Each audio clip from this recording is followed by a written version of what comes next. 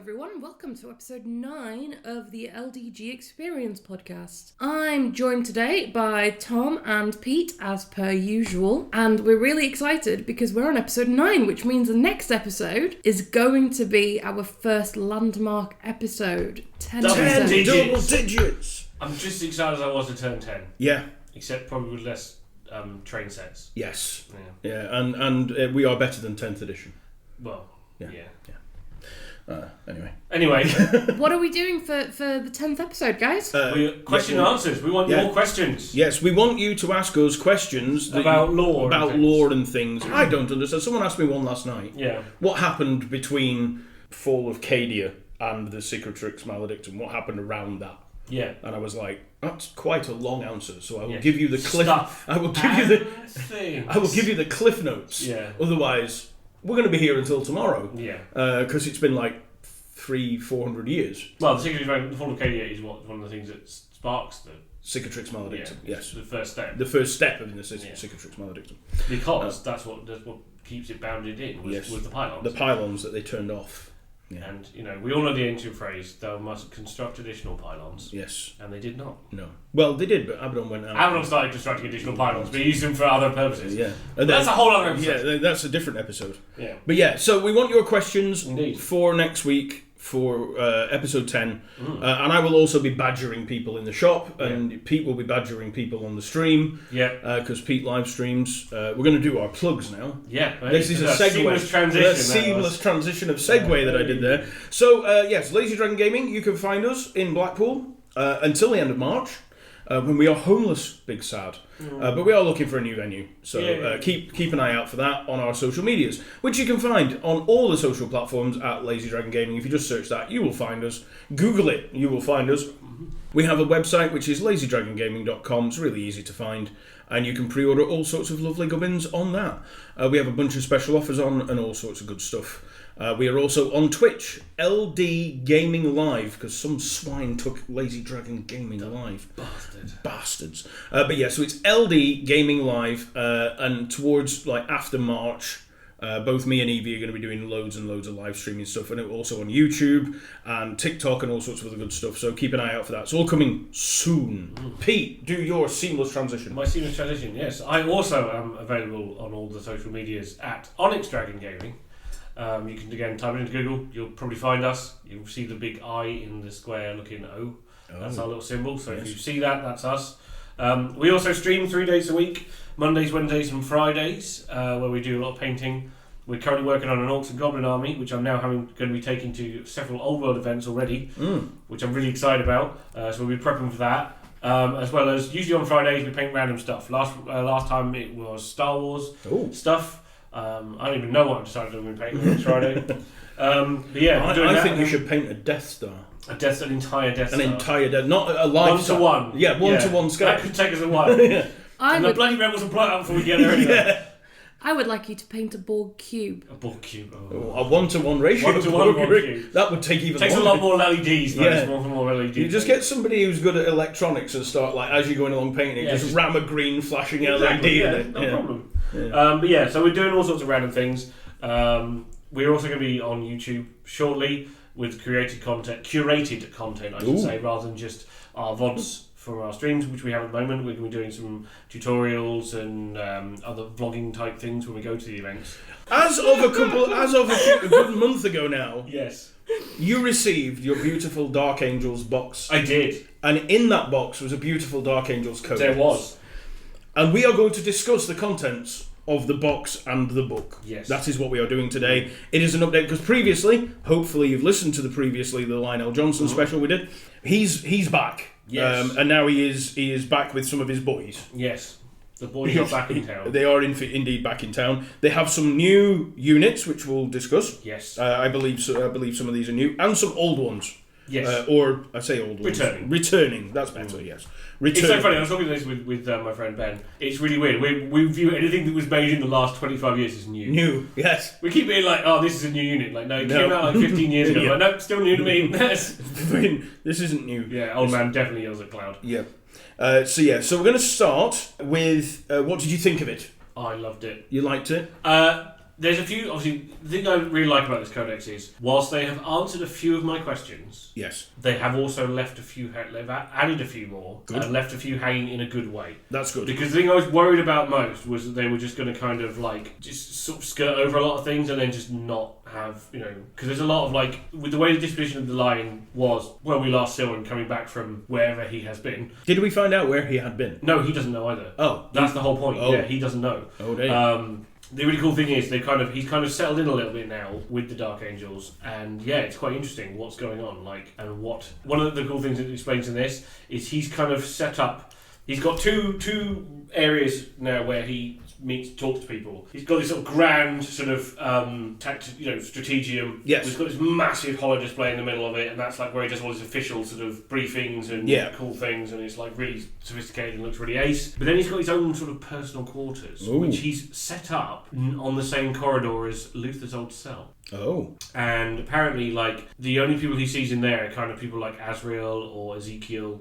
Okay. Real high members of the Inner Circle. So for those people who don't know, Azrael, the Supreme Grand Master. He's the current Chapter Master of the Dark Angels. And only the Dark Angels. And only the Dark Angels. For official and purposes. not any of the successor chapters. One of the cool things is that the Lion Helm, which is one of the artifacts that he holds, yes. Azrael, he offered it back to the Lion.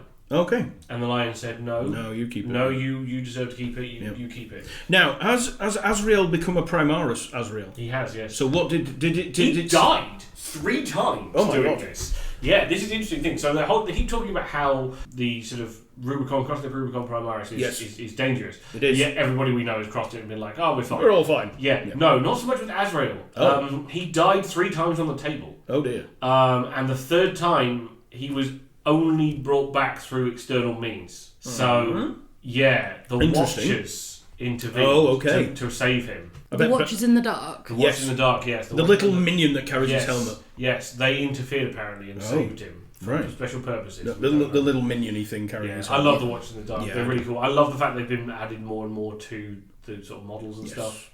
I'm very excited by this. I'm interested to see what they do with them. They've been around forever and they've done very little. Well, they are literally Watchers in the Dark. We know that they are responsible for Lionel Johnson. Yes, for saving him. And returning him. We also know that they were responsible for maintaining the stasis field around Luther. Yes. But now he's gone. We don't know. We don't know. We haven't found that out. Yes. We'll get back to Luther. All have purposes. We'll get back to Luther in a minute. Yes. Yeah, Azrael his new miniature is absolutely stunning. Yeah, it's really cool. So the Lion Helm, just for game purposes, it's a great big red-winged helmet. Yes. So it's quite impressive. Which he now fits in. Yes, he didn't fit in before. Because he couldn't have. No. If it was the Primarch's helmet. Yeah, it's too big. Whereas now it kind of vaguely fits. Vaguely fits. But it gives him a 4+ invulnerable save. And the unit he joins. No, models in the bearer's unit have a feel no pain of 4+. Oh, okay. Right. Against only mortal wounds. Right, because it used to be that it gave the entire unit 4 up invulnerable save. Yeah, no, he has the invuln save, and he coffers a feel no pain but only against mortal wounds. Right, I see. Which is kind of good.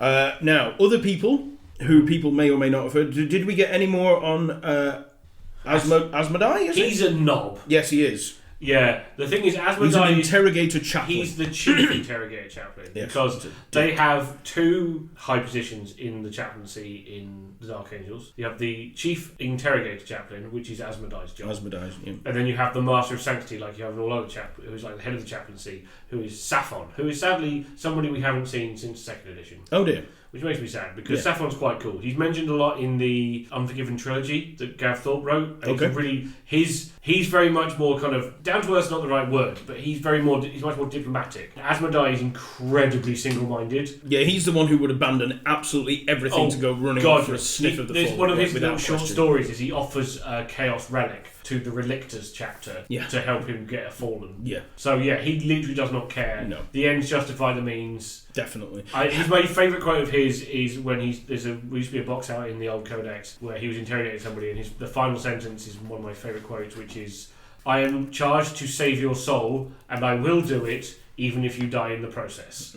Excellent. Yes. Has he crossed the Rubicon? Yes, he has now. He has now crossed. Yeah, we've got a lovely new miniature that is coming in the full release of the Dark Angels. Oh right, okay. Yes. So moving on, we have Belial. Yes. Who is the Grandmaster of the Deathwing. Of the Deathwing, which is their first company, Terminator Squads. It is. Yes. He used to be the master of the third company. Yes. Around the time of the invasion of Pacina 4. Oh, just quickly jumping back to Asbury, he doesn't have any kit. He does have some kit. Yeah, he has the Blades of Reason.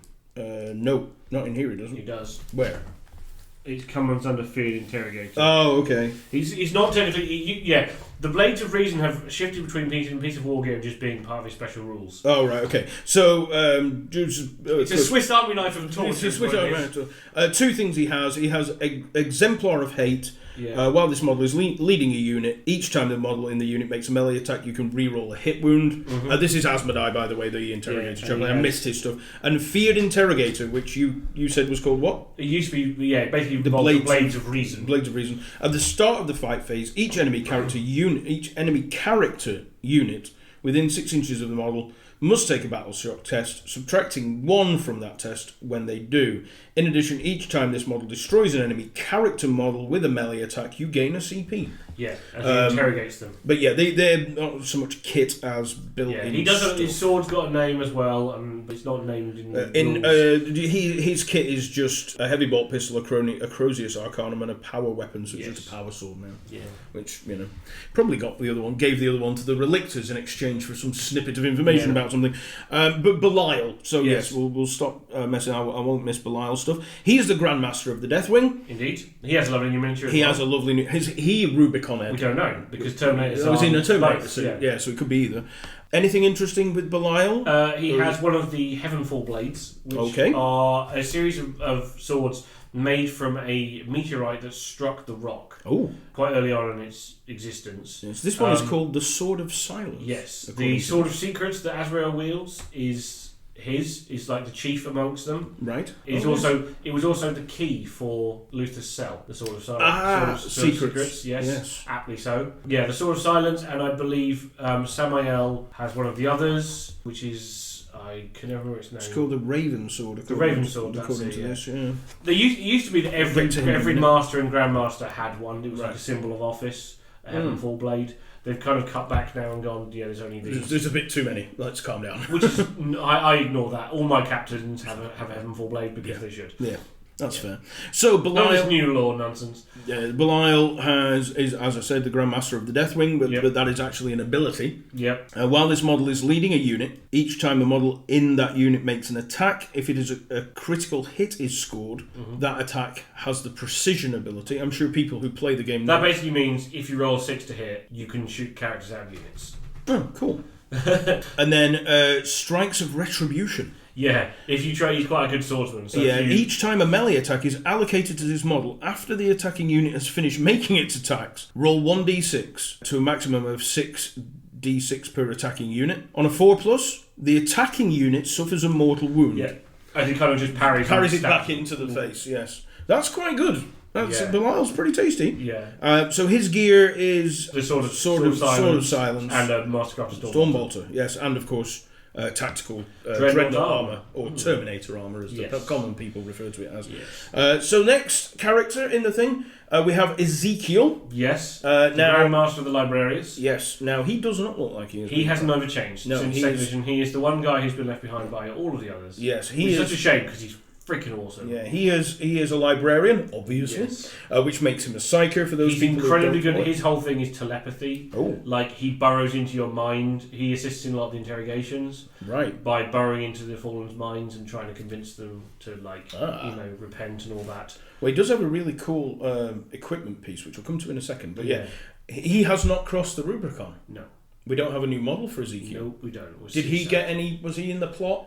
He mentioned a bit because he is the Grandmaster Librarian. He's one of now Lionel Johnson's sort of confidants. Right, that's good. Because Ezekiel's one of those characters that's always been around in the background. He does a lot of stuff. He never does a lot of really overtly awesome-y things in the same way as like Mephiston or Tigurius. He's just there as the advisor. He's a very good advisor and incredible telepath. Awesome. So and in think of that, his equipment, the Deliverer, Mind Wipe. That's a psychic power. Yes. Yep. And then Traitor's Bane and the Book of Salvation. So the Traitor's Bane is the name of his force sword. Ooh. Yes. So that's his force sword is called Traitor's Bane. So it's got anti-chaos +2 and psychic. Yeah. 2 plus, I should say. Yeah, so that means that if he goes against chaos, he causes auto wounds on a 2, I think. Oh, nice. I think that's how it works. Yeah. Somebody who's good at rules will be able to tell us what that is. So Mind Wipe is in fact his psychic powers, so his Mind Wipe. So they're psychic powers we won't cover. He has a psychic hood, which gives him a feel no pain against psychic attacks. Yeah. And Engulfing Fear, which is another psychic ability. Yes. In your shooting phase, you can select one enemy unit within 18 inches of this model. That enemy unit must take a battle shock test. I don't know how good that is, but... he basically makes people go... Oh, shit. Yeah, the Book of Salvation. And the Book of Salvation. Which is mentioned, I don't know if it has an ability. It does. What it is a list of every member of the Dark Angels that were on Caliban at the time of the fall. So it's effectively a list of every member of the Fallen. Oh. Right, okay. Yeah, that's important information. Oh, yes. But it does actually coffer abilities. So while this model is leading a unit, add 1 to the attack characteristics of melee weapons equipped by the models in that unit. When this model is destroyed, each friendly Adeptus Astartes unit within 6 inches must take a battle shock test. So if you lose Ezekiel and he loses the book... Yeah, they're all like, shit! Yes. And do stuff. They know not to read from it, but they know it's important. Yeah, don't read from the book, but don't let anybody else get that book. So then we're moving on to Samael. Yes. Who is not Primaris, but he's actually bigger than most Primaris Marines. He's a large fellow. He's huge. He is the Grandmaster of the Ravenwing, which is the Speedy Boys. Yes, they are. They're the ones that go out and hunt down information about the Fallen. Yes. And lead the hunt, really. So does he make an appearance in the new things? Not beyond doing what he usually does. Right, just chasing folk down. Yeah. So we'll quickly cover him then. There's nothing super exciting about Samuel. We haven't really heard much about him in general, really. No, he just does that does his job, to be fair. So he's the Grandmaster of the Ravenwing. There is a cool little story where he's involved in, I think it's in the Siege of Pandarax, which is an awesome... Oh, yeah, there's a really big one, yeah. Yeah, where he's out, leading the Ravenwing for so long, he's ended up firing the plasma cannon that's mounted on his jet bike so often. When he comes back and jumps off, they can't even touch it for an entire day. It's that hot. They can't touch the bike to maintain it for an entire day. Get me a new bike. Yeah, he literally is sorry, I always love that. That's really cool. Well, okay then. Yeah. So he is the Grandmaster of the Ravenwing. So while this model is leading a unit, that unit is eligible to shoot and declare a charge in a turn in which it's advanced, which is pretty good. Oh yes. I don't play a lot of 40k. I see a lot of 40k played, but every part of me that used to play 40k knows that if you can shoot, advance, and charge, that's pretty good. Well, the motto of the Ravenwing is speed kills. Yes, and in this case, it's almost certainly. So the other abilities he's got is cut off their escape. Yes. Each time an enemy unit, excluding monsters and vehicles, within engagement range of this model's unit is selected to fall back, models in the enemy unit must take desperate escape tests. Not too sure. Basically, you can't just run away now. Oh, okay. You can't just be like, I'm going to fall back and... I see. Yeah. If their unit was battle shocked, so on a 5+. Yeah, so 5+. When doing so, if that enemy unit is also battle shocked by any other means, subtract 1 from each of these desperate escape tests. Yeah. Not too sure if that's any good. It's a lot of words. But basically, it means once you've got them in combat, they can't just quickly run away. Yeah, you can't run away. But he does come packing a bolt pistol, a mastercrafted plasma cannon, twin storm bolters, and the Raven sword, which we assume is one of the... Because he's mounted, for those people who don't know, can't see his model, he's mounted on a jet bike. Yes. One of the last surviving Imperial jet bikes from the time of the Heresy. Yeah. There aren't any of them left. I think his is the last, isn't it? Well, yeah. And then they try to say that every other chapter's got one, so everyone could have one. I was like, no, it's that one. It's the last one. Yeah. No, there aren't any more. So moving on, we have Lazarus. Moving on. Oh, okay. Yeah, I don't like Lazarus. Okay. I refer to him as Captain Asspaul. Okay. Because, I'll be honest, he's so new, and they pulled him out of their bum. Oh, okay. Once, and I was like, hey, he's a kid of Captain Balthazar. And I'm like, who? It turned out to be the name of the captain that was in the Dark Vengeance set. And I'm like, so he succeeds a character I didn't care about anyway either. So they've tried to make him a thing. He's now got his own... he was the first guy... He was the first Dark Angels across Rubicon Primaris. Okay. He's now got a new novel which is out recently. I'm not going to poo-poo it because I haven't read it. Fair. But I don't care about him because, as far as I'm concerned, he's not really important at all. Okay. I'd have much rather had a Primaris Ezekiel at the time. Yeah. Or any of the other members of the Inner Circle. That's fair. Just to quickly cover Lazarus, because we've covered the others, so we will tell people his Intractable Will, which is while this model is leading a unit, each time a model in that unit is destroyed by a melee attack, if the model has not fought on a d6 roll of a 4+, do not remove it from play. That destroyed model can fight, and then it's removed from play. He has a Spirit Shield Helm, which gives him a Feel No Pain of a 3+ against psychic attacks and mortal wounds, and he wields a bolt pistol and Enmity's Edge, which is, I believe, a power sword. It's like an anti-psyker thing, I think. Doesn't really tell me if it does. It's over here. Oh yeah, anti-psyker 2+. Yeah. So it's an anti-psyker sword.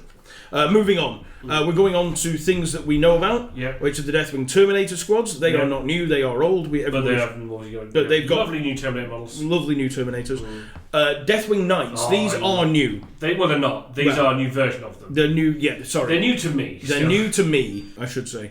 They used to just have maces. Yes. The original version when they came out in the last sort of round of codex, when Dark Angels got a big update, they had these cool maces, and the sergeant had a flail of the Unforgiven. Yes. But the idea of these guys was they were like the very innermost of the Inner Circle members of the Deathwing. They would be the sort of guards of any captured fallen taken back to the Rock. Now, for me, I love the new versions because whilst you still have the ability to take the maces, you now have the ability to take swords. Because for me, the classic sword and board thing is awesome when it comes to... I sort of... So they were very similar to Blade Guard veterans that the others could take. Well, yeah, Blade Guard veterans came a lot later than these guys, but they're like the Dark Angel super version. Super version of a Blade Guard kind veteran. Of, yeah. Although the Inner Circle Companions, which are also new, kind of fit that role now as well. Okay. They do a lot of close quarters. Well, that's the whole thing. Like their whole thing has always been swordsmen and classic, like proper knights. Yeah.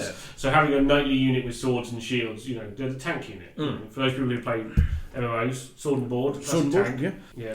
Just quick things. They are members of the Inner Circle, so they subtract 1 from each time an attack is allocated to this model. In the unit, subtract 1 from the damage characteristic, which is basically damage resistance 1 in shortened terms. They have a Watcher in the Dark, and I believe he's a new one. Yes. I've not seen him before. Yeah. He's a little purple dude with smoke coming out of a skull. He looks badass. All the other ones just carry helmets, so that I've seen so far. Once per battle in any phase, this unit can summon a Watcher in the Dark. When it does, until the end of the phase, models in that unit have a Feel No Pain of 4+ against mortal wounds, which is quite nice. It's a universal thing now that Watching in the Dark basically protects you from psychic attacks. I see. So, because your normal Deathwing squads can take them as well now. Right, yes. And Lionel Johnson comes with them, because he's got 2 of them on his base. But the Deathwing Terminators also can do the same thing. And they say they can also take plasma cannons as well, unlike other Terminators.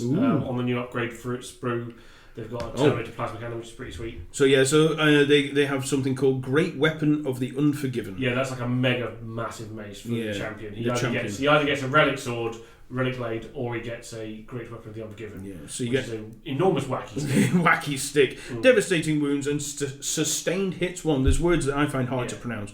You also can equip them with Mace of Absolution, a regular power weapon, or a relic weapon, which comes with lethal hits. Yes. So you can have 1 of the relic weapons, you can have a Mace of Absolution, and the Sarge either gets the relic weapon or the Great Weapon. Yes, and then you got the Watcher in the Dark. Yes. Squads tend to be 5-man strong, and every Deathwing Knight is equipped with a Mace of Absolution. Yes. So that's quite cool. Moving on. Yes. Ravenwing Command Squad, not new. No, the Black Knights also not new. They're again the Inner Circle of the Ravenwing. They are actually been told about what they're doing. They're like, this is weird, because obviously the circles within circles of the Dark Angels is they don't all know everything about the hunt or what they're doing. I think the initial members of the Ravenwing are told they're hunting down traitors. Yes, they are. But then the Inner Circle know that they are specifically traitorous Dark Angels. And then your top end know that some of them may or may not have been traitors. It's all circles within circles. Yeah, there's a lot of things in that. So that's the Ravenwing Command Squad and the Ravenwing Black Knights. Neither of them are new. No. They didn't get new models? No, they're the old models. So we're moving swiftly on. Ravenwing Dark Shroud, that's not new either. And didn't get a new model. None of these other things got new models. No, that's the only other new models are right at the beginning of this section, which is the Inner Circle Companions, which are actually one of the most interesting to talk about. Right, so very quickly, Ravenwing Dark Shroud, Landspeeder Vengeance. Landspeeders and their planes. Dark Talon and a Jet Fighter, and then Lionel Johnson, who's just had his model come out, but he's just had his rules changed, so we're going to do him last. Yeah. We're going to do the Inner Circle Companions, which are new models. They are. They are indeed. Absolutely stunning. They are really I cannot pretty. Wait to get my hands on them. And they are, I assume, Lionel Johnson's Inner Circle Companions. Well, okay. This is the thing. They are, if from the outside, no one really knows who they are or where they came from.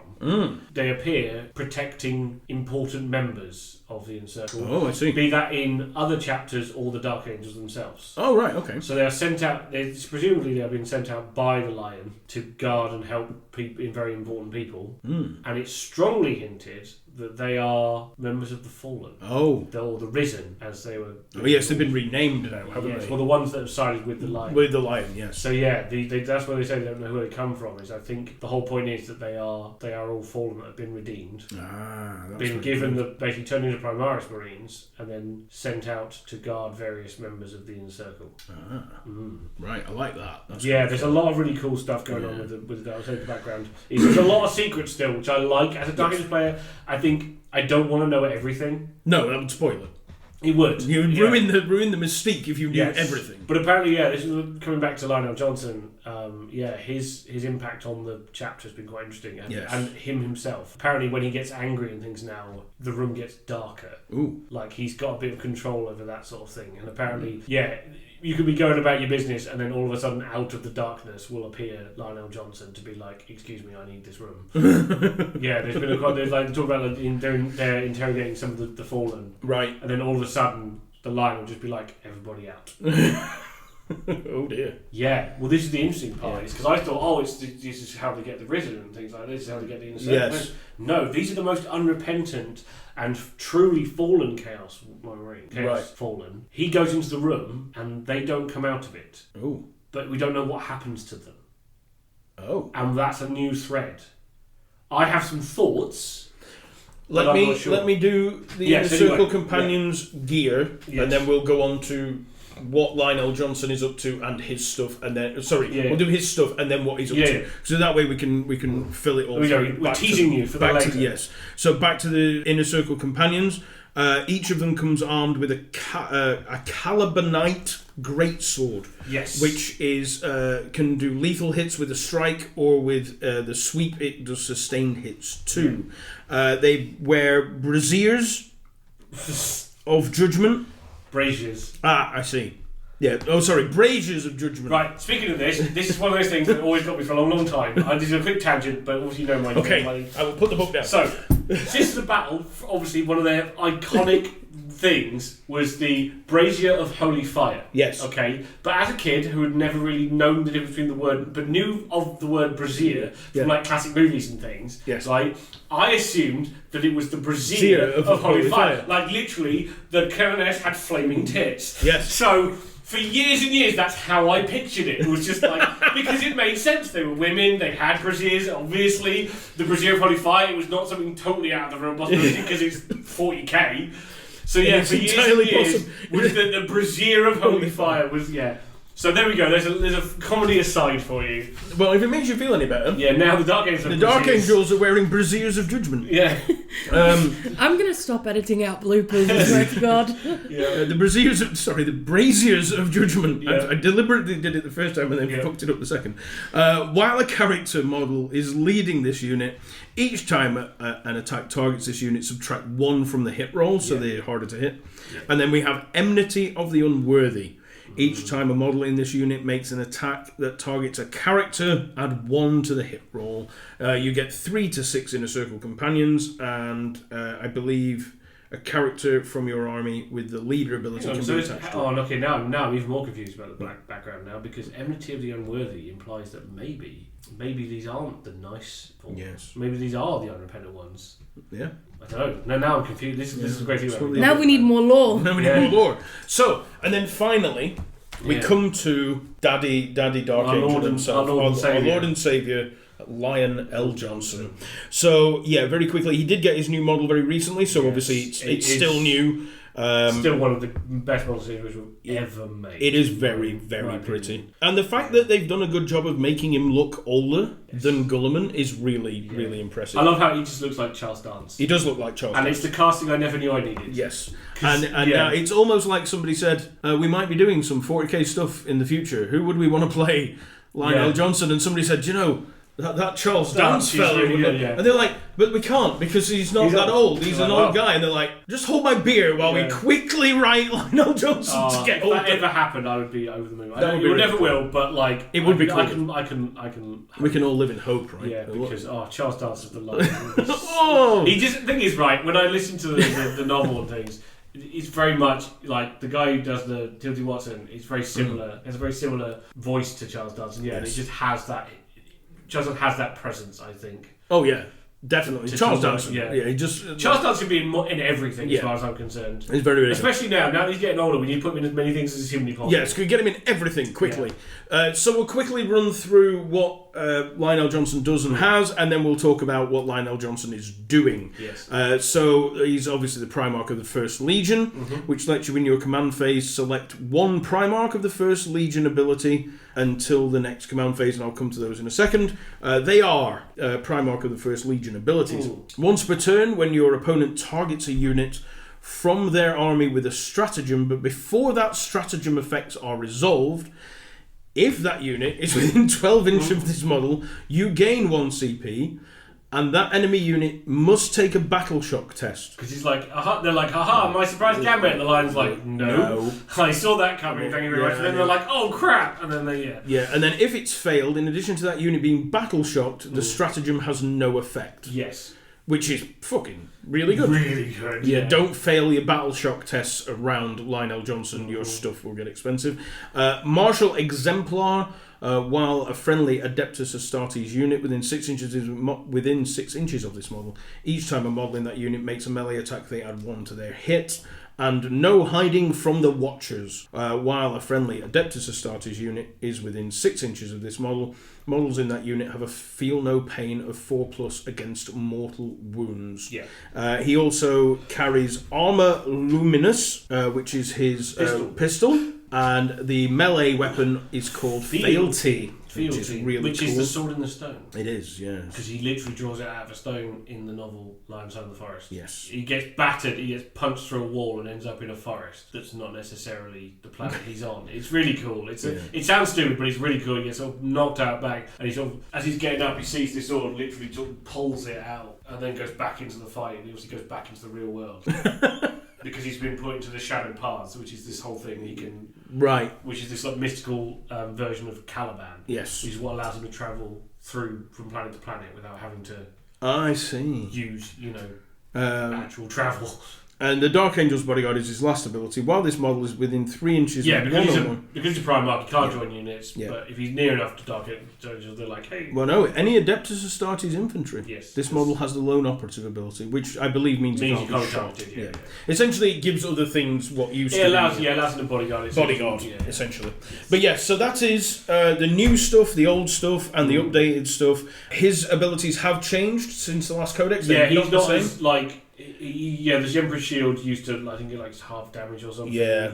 Now it just if you're on a 6 when saving, it just bats a mortal wound back at you. Yeah, so that's the Emperor's Shield. Sorry, I did miss one. Each time a melee attack is allocated to this model on an unmodified saving throw of a 6, the attacking unit suffers 1 mortal wound after it has finished making its attacks. Yeah. That's the Emperor's Shield. Yeah, sorry, he's got a 3-up invulnerable save because of it as well. Yeah. He's got a 3+ invuln. So he's quite tough. Yeah, he's pretty hard to get through, but he doesn't have his you can't hit him as easily ability anymore. I think he had a -1 to hit. I think, originally. He still nails. Yes, he's still really good. I'm led to believe that after quite a bit of sort of moping when this book came out, actually people have settled down and discovered that it's actually quite good. Yes, because like I said with all of these things, you don't know until you've actually got it on the tabletop. Yeah, you've got to tabletop it before you do anything else. So, So we knew that the lion had returned. And he was going trobbing across the galaxy, looking for the Fallen. Well, he wasn't looking for them; he kept coming across them. That was the point. Like in the book, the Lion Son of the Forest, he keeps going from planet to planet not by his own conscious will, but he keeps appearing where there are a bunch of loyal Fallen, and he sort of slowly accumulates like a small force, right, to help sort of fight back the evils of the local area. So, what has he been doing since then? So that's the thing. It doesn't really. It's not. So we know he met Dante, don't we? Yes. The last bit we saw him was he met Dante. But he hasn't yet met Gulliman, has he? Not that I know of, no. Unless it's in a book somewhere that we haven't read. Yeah, I've not seen it yet. I don't think so. I don't think I've read it in here either. I'm just trying to catch up to where, because I haven't memorised it yet. So now the lion has come back. Yes. He was just shortly after Luther has escaped. The rock was attacked by the demon prince Marbus, who I believe was a Fallen, who'd been attained demonhood. He attacked the rock and broke out Luther, and the kind of Dark Angel was a bit like, uh-oh. No shit. Well, Azrael was, because he's the only one that knew Luther was there. Yeah. Oh shit. And this is when the events of the Lion Son of the Forest happen. And the interesting thing is now that he's become a changed man. Like we said, he's older. Yeah, he is older, definitely. Yes, but also something else has kind of happened to him. I'll read now from the book. It says that any who knew Lionel Johnson in the days before, precious few though they are in M41, would see that he has become a more fey and unsettling presence. At times, particularly when he is lost in brooding contemplation or gripped by great anger, the shadows seem to deepen around the lion in sympathy with his mood, and even to stir restively. Those transfixed by the lion's stare reported being gripped by an almost supernatural fear that manifested itself as a sense of being prey lost within some dark and claustrophobic forest, whilst unseen predatory things circled ever closer through the gloom. So yeah, that's one of the things. The people changes, are like, he's kind of become more of an ethereal creature. So do we think this kind of references like Arthur's return from Avalon? It is like, that. I also think it's also classic like Herne the Hunter, the Green Knight, all of those kind of. It's that kind of classic dancing with the Fae, British folklore. So, very quickly, to jump back a little bit, Marbus, Marbas, is the only member of the Fallen to have reached demonhood. So, yes. Well, there we go. Yes, so there you are. So, yes, he is the only one. And there is a model for him, I believe. No. Someone's done a custom one. But there is no official one. Yeah, there is no official one. No. But yeah, so Marbus is Demon Prince of the Fallen. Yes. That's the thing of that. But yeah, I always got this sort of impression that Lionel Johnson was the King Arthur. He is definitely King Arthur. The whole him being taken away to sleep forever and be returned at the greatest hour was always the classic. But he's come back sort of Fey touched. Yes. Like very sort of shadowy. Yeah, his biggest ability is the one they call it the forest walking, where he can sort of step through the real world into a sort of forest wreathed thing where he can go literally across the galaxy. Right. Which he apparently seems to be doing a lot. He appears to like disappear from the rock and go off and slay mighty chaos champions and then return at sort of when he wills it. Whenever he fancies it. Yeah, so that's quite cool. But as I was saying, he has, as far as we know, and if anybody knows any different, they must let us know, that he hasn't yet met Gulliman. Yeah, it says here, he has shown no inclination to organise grand crusades in the emulation of Rerute Gilliman. Still, the knowledge that any time their Primarch might be present or could step from the darkness to lead them to a glorious victory has proven a potent motivator for any amongst the unforgiven. Because he just appears now. Right. He just appears where he's needed. He literally just walks the forest paths, and he's just like he could just be in the shadows and just appear. So it sounds as though his sort of, because he did want to be War Master, didn't he? He had a bit of that changed. That's the thing, because sometimes there was in sort of older lore he did want to. He thought he should be War Master because he's the most brilliant strategist and tactician.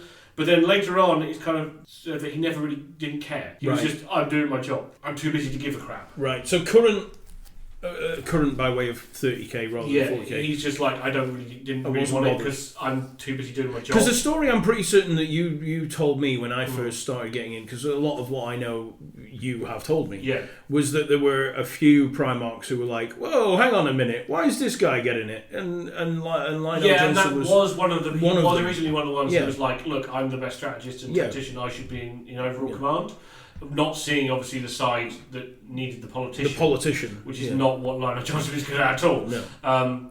Originally that was it, but then now, in a more later, we've gotten more revelations of the Horus Heresy era. It's now been made out that, the Lion just didn't care. He was too busy, doing his job and kicking ass, and because his job was never about a claim. He was like we said before, the Dark Ages episode, he was like, the Legion was sent to do the jobs that needed doing, regardless of whether there was pomp and ceremony about it. Yeah, he didn't... You didn't send the Dark Ages to make a statement, you sent them to get the job done. Yes. And sometimes you sent them to get the job done so that nobody would know about it. Yeah. So that was kind of where that came from. And Ryan was like, man, I don't care. That's why he didn't go to Ullanor. He just didn't give a crap. Yeah. The Ullanor, the final fight against the Orcs with the Emperor and Horus. Where they were still chummy at that point. Yes. They were good friends. And that's where... was it on Ullanor where they became the Sons of Horus? Or was it after that? No, that was the mark where he said when you become the War Master, you should rename the Legion. And it took him a while, and then he was like, okay, yeah. But so anyway, divergent a little bit there. But so the Lion... What do we think Guilliman and Johnson will think of one another when they finally get... Because we've... I know Guilliman's going to be like, oh, crap. Not him. Anybody but that literally one. How he felt when he was at Imperium Secundus. Yeah. Johnson's still a bit about... Do we not think though that they both changed quite a bit? They have, but in the way that the Johnson still, like I said, the line... Gilliman never satisfied with the work of others. Yeah, he's still a bit grindy about his but he's not leading crusades. He doesn't care. He's too busy. He's doing his. This is interesting. This is the final thing about the Lion here. He says, "Indeed, the Lion makes no secret of his contempt for what has become of his father's realm in the millennia since the Great Crusade. He still serves the Emperor and cares for the fate of humanity. However, what hints he has so far seen of the bloated, bureaucratic, and deeply superstitious Imperium of M41 disgust the Lion. He has precious little time for pompous and self-aggrandizing adepts who wield such power over people's lives, and even less for the ecclesiarchy and their imperial creed. Where Robuto Guilliman has shown a willingness to exploit the existing social, administrative, and political structures of the Imperium to his own ends, the Lion appears to just ignore them. His time and respect the Primarch reserves for those who toil or fight to preserve the Emperor's realm. More than one world has a tale of the Knight of the Nihilus choosing to address soldiers in preference to brocaded governors or gilded priests. Few indeed are the officials so overblown in arrogance that they would find the will or the words to gainsay a Primarch. Thus, on several occasions, the Lion's coming has led to a swift and dramatic regime change, as hereditary or ineffectual leaders have been replaced by those who deal in loyal action rather than ingratiating words. So he just seems to be like, I don't really care about the structure of the Imperium, I care about humanity as a... We have two different methods of dealing with the current situation of the Imperium. Yes. One is Guilliman's method, which is to manipulate them into doing what he needs them to do. Yeah, that's why Guilliman was the right Primarch to come back first, because he is the administrator, he understands how to run things, keep the trains running on time. Yes. So he understands that you can't just be like, oh, what the hell is this church thing? This is not what Dad wanted. We're going to blow it all up because it's too deeply ingrained. Yeah. It's been there for 10,000 years yes. now. You can't just throw it. Like, you look at the struggles we had with the High Lords of Terror. Yeah. And that's just the very tippy top. And the crap that fell out from that, he understands that you need to change things by degrees, not by, massive shifts in doctrine. Whereas it seems that it kind of seems to be good that the Lion is on the other side of the rift, running Imperium, kind of not really even running Imperium. No, because Dante's running Imperium. Yeah, but I think from what I read here, I don't think he wants to. No, he doesn't appear to have. His whole thing is, I am the shield. Yeah. That's why he has to shield the Emperor. His whole line is, I am the monster hunter. I am just going to keep doing that job, and I do not care for anything beyond that. And I don't want fiefdoms, I don't want anything like that. But as I'm doing that job, if the regime change happens to come along... Yeah, I don't think he even cares that happens. No, it just happens to come on. Yeah. And that, I think, is a good thing, because...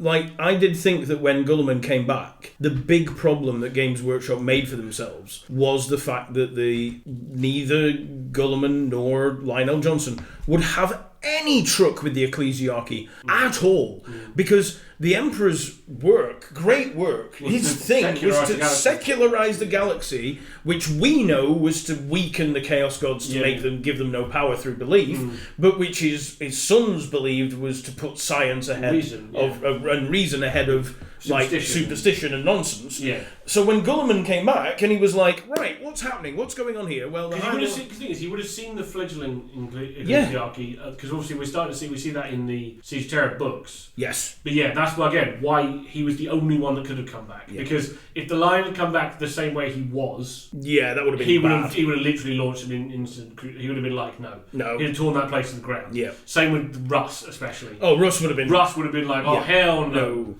I think Sanguinius probably would have handled it a little different to the other two. But that's only because he'd been venerated as an angel for so long anyway. Yeah. He could kind of see why people would venerate his father. But I still don't think he would have stood much for it, especially for the mistreatment of people in general, because Sanguinius was one of those who loved the people and was loved by them as a result. And if he had come back and seen the suffering that the High Lords of Terror ignore, and that the ecclesiarchy inflicts upon its people, I do not think he would have stood by and gone, no, carry on with that while I fix some other stuff. I think he would have, because he had a very bad temper, Sanguinius, which didn't come up very often, but when it did, it was on a par with Angron levels of people being afraid of. The Horus thought that maybe he could turn Sanguinius to the Red Path. Yeah.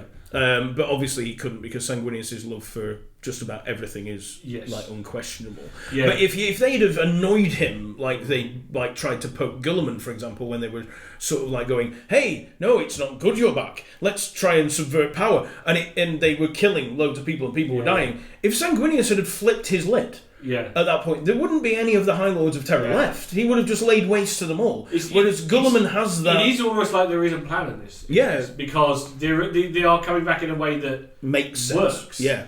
Like Gilliman's comeback, he can see how to change things, and he is making changes. Yes, just very slowly. He is trying, but he understands it will take time. Yeah. The Lion coming back, in the darker side of the Imperium Nihilus, and literally just all he's doing is fighting the darkness, because that's all it needs now. I'm intrigued. It's a very good. I think it's a good way of doing it, and we've also got some more that could potentially come back and really throw. Obviously the major one that we know is around somewhere is Vulcan. Vulcan. Yes. He's out there somewhere, I believe. So Vulcan is a perpetual. Yeah. Which is essentially, in 40k terms, he is immortal. Yeah.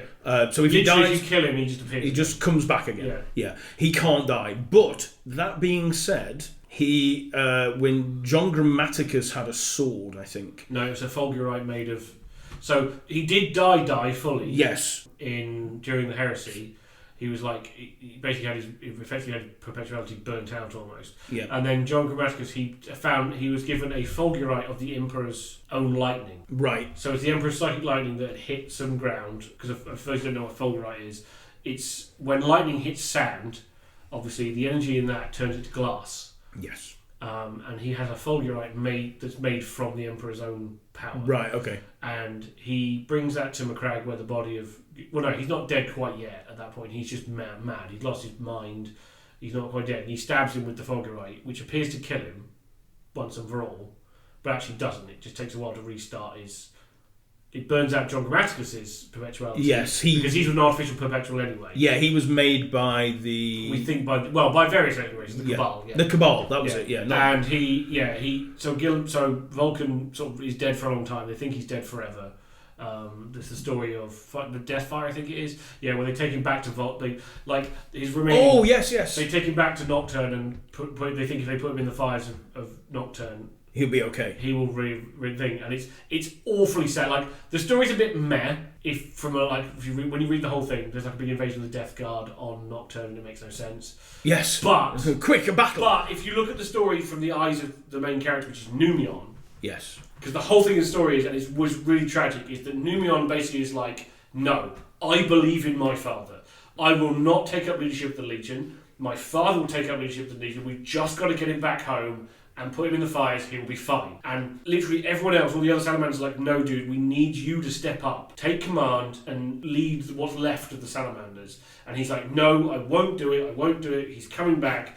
And there's various moments where his face is like shaken, and you think, and they think they're getting to him and saying, look, no, you've got to do this. And then they get to Prometheus, they get to Nocturne, they put him in the fires, and nothing happens, and this breaks Numion, and it's so sad.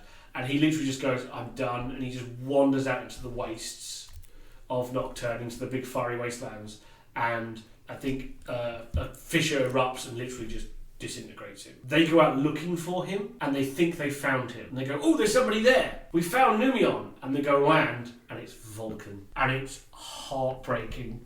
It's heartbreaking that Numion, but is it within its sort of thing is, was it Numion's sacrifice and belief that brought him back? It's really cool. I like the book is mostly rubbish, but if you look from that perspective, it's so good. I like to think, as I have actually heard you tell that story before, and I do like it the way you tell it, and I do think that I am a romantic, and I do like to think that Numion's sacrifice at the end was the last spark that brings back Vulcan. Because that's how I feel a lot. Because the other way around is fucking depressing. A lot of the time, I view 40, because 40k is a horrible place. Yes, it's a bleak, it's a horrible, it's nasty.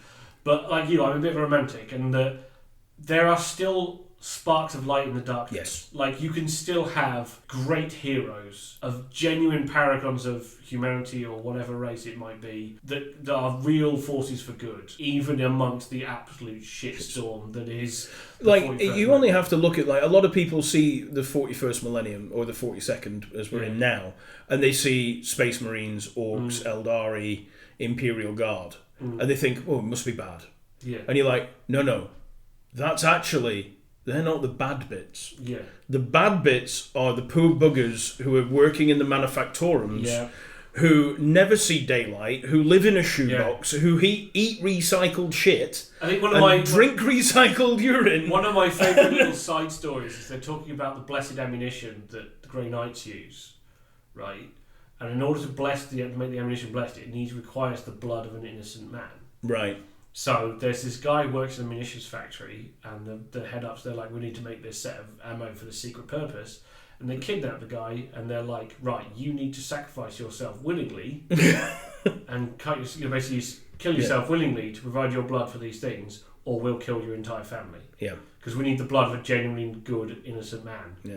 And they're like, he's like, well, what are you doing? He's like, because obviously they can't do it. Yeah. They're like, we're evil, horrible people. Yeah. But you're not, but we need you to... Because the one thing the Imperium has in abundance is people. Yeah. It's a resource. You literally... You think, 8 billion people is a small planet. Yeah. You can fit that many people into a hive spire. One hive spire. Yeah. That's not a lot of people. When something gets, again, it's the scale. 40k, when the scale of 40k is so vast. Yes. That when killing planets through Exterminatus is just a way to sort of slow down the spread of it, almost like an infection. Yeah. You have to be callous on that scale. Yeah. You just can't. Even as heartbreaking for the likes of Dante and people who actually care and are like. I think it's partly why Vulcan hasn't come back openly, is because he's always been one of the. Yeah, he's very much. Him and the Salamanders have always been very much the champions of the underdog and the common humanity. How they keep going like that in a galaxy. It's crazy. As dark and depressing as 40. Yeah, but it is one of the things your average person will join the Imperial Guard to increase their lifespan and to better their life. Yeah. You just think about that when if ever you're thinking 40k and you're thinking the Imperial Guard, the people who have joined to better their life. Yeah. And their better life could be fighting chaos monstrosities that will rip their sanity from them. Yes, instant. but that is better than the life they had at home. Yeah. Just to darken out towards the end of our podcast. Yeah. But with that being said, there are lights and there are champions. We talk about this is why I think you and I share a love of certain characters. Yes. Why we love people like Dante, who does care about the average person, who knows he can't only do so much. Yes. And I think again, the Lion's going to come back and go, look, I'm not going to try and affect social change. I'm not going to try and do these things because as much as I would, whether or not he cares to, he realises that actually there are far more existential external threats. Yes. And that's what he's made for. Yeah. He needs to fight the monsters. He needs to literally fight the monsters in the dark so that humanity doesn't have to. Yeah. Because they can sort out whether or not democracy or authoritarianism or whatever it might be is better. That's a them problem. Yeah. My problem is that gribbly over there. Yeah, I'm going to stop that thing from eating you so you guys can talk about that. Yeah. And he's the man on the wall. It's that whole, you've got to have somebody. There was that great speech from Jack Nicholson in A Few Good Men, is it? Yes. Where he talks about, you want me on that wall. And Lionel Johnson is very much that guy. Yeah. You might not like me, you might not agree with how I do it, but if I am not there, you're in the shit. Yeah, and that's very true. And that is very. And he's also rallying around him. Plot, which is good. Yes. I do have one more person that I want to bring up before we call time on what was the Dark Angels for now. No doubt we will return to Lionel Johnson and the Dark Angels. With hopefully, if Mike Brooks writes a beautiful sequel to the Lions of the Forest. Yes. No hints there. No hints at all. Please more book. I want to bring up one of my sort of, I wouldn't say favourites, but one of the most intriguing characters. I think I know who you had to say. Yes. The Lord Cypher. Mr. Reardon. Has the Lord Cypher in any way done anything since last we spoke about the Dark Angels? No. Bugger. Yeah, that's the one downside. I'm like, because obviously that's such a... Shit. I'll be honest, I think it's genuinely because Games Workshop were like trying to figure out what they're going to do with him. Probably. Because, this is the thing. It's like, there were so many questions that needed answering when the line came back. How was he going to be received by the Dark Angels? How was somebody as fanatical as Asmodai going to deal with him? How was the Hunt for the Fallen going to change? How was Gilliman going to accept him? How was, the fact that Luther is out there, how is that going to be affecting the line and the rest of everyone else? How is Cypher? What is Cypher? Who's he working for? Whatever. Yeah, I think those questions being so convoluted and so difficult to answer, I think Games Workshop have done a very good job with this book of going, here are some answers. Here's where Lionel Johnson fits into the status quo right now. For now, we're going to keep him in Imperial Nihilus, and he's going to wander out and kill dudes. Yes. The thing when it comes to Luther, we've got a few hints of how the Lion views Luther. One of the things, because he set up his quarters next to the cell, apparently some of his confidants have found him literally just stood in the cell of Luther, right? Just contemplating. I think, is he thinking about his old mentor? Is he wanting to hunt him down? All these things we don't know. Yeah. And then because Cypher is such a big question, I think they're deliberately keeping them apart for now. Yeah. So I'm looking forward to seeing where that goes. I want to know, and I think the reason is I'm not especially bothered about what it is, but would somebody please tell me what it is? Yeah, because I don't know, and the fact that I don't need to know all the answers. I just want to know just something, please. Because the last we heard of him was essentially some psychic voice saying "not yet," which is fine. Yeah, but maybe not yet for what exactly? Like when is yet? Indeed, this is one of those things. Yeah. Like it's just pretty much something. It doesn't have to be the answer to life, the universe, and everything. But please, for the love of everything that is in the Immaterium, please lean towards give where me we're going. something. Yeah. Well, we already know the answer to that. It's 42. 42, yes. Yeah. But as far as M42, it all makes sense. Oh my God, M42. It all makes sense now. That's what they were talking about. Yeah. But with that, yes, dear listener, we are up to date with Lionel Johnson and the Dark Angels. If you have any questions please leave them in any kind of comments or messages on any of the social medias. Email Evie. Yeah. Ask me on stream and I'll put them. Write them down. Write them down in Pete's legible script. No, but he will send me a message. He will send them to me. Yes. Yeah. Because I'm going to be directing next week's episode and asking you guys questions. Yes. So we're going to try our mastermind-esque knowledge. So be prepared. Arsenal. 1918. Yeah. Answering the question previously. Oh, that was such a good one. Yes, if you haven't seen the Mastermind, the two Ronnie's Mastermind sketches, go and watch those. They're amazing. They did two, didn't they? Because they did answering the question yet to come and answering the question previously asked. Yeah. Yes, and they're both very good. But and on that tangent, which was very weird, it's good night from me, and it's good night from him. Hey!